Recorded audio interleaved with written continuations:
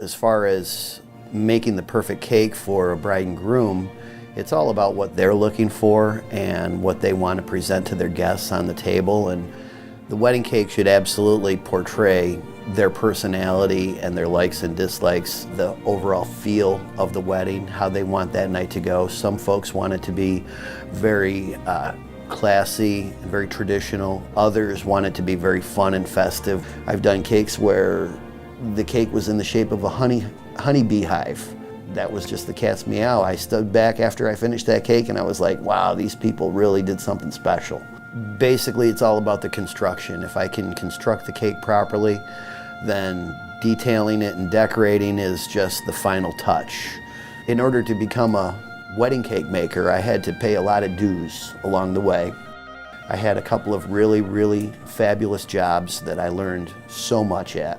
I started out as a pastry chef. My impression of that cake should be that it should be light, moist, flavorful, delicious, and it should taste like it just came out of the oven.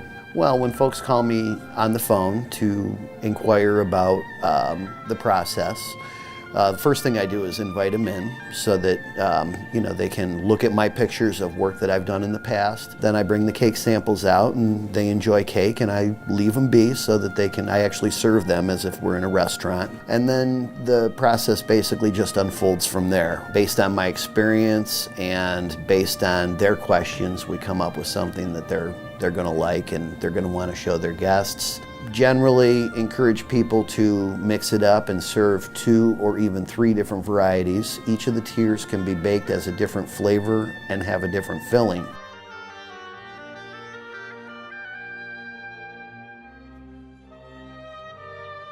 Sometimes I do cookies, tea cookies, for the brides and the grooms to serve with coffee. Sometimes I do a full pastry spread so they can have a big sweets table presentation.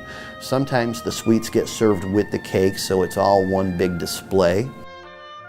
When I get my thank you cards in the mail, generally speaking, the comments are that, yeah, it looked great, but it was so delicious that people are still talking about it, even if it's maybe 3, 4, 5, 6, 7 years later.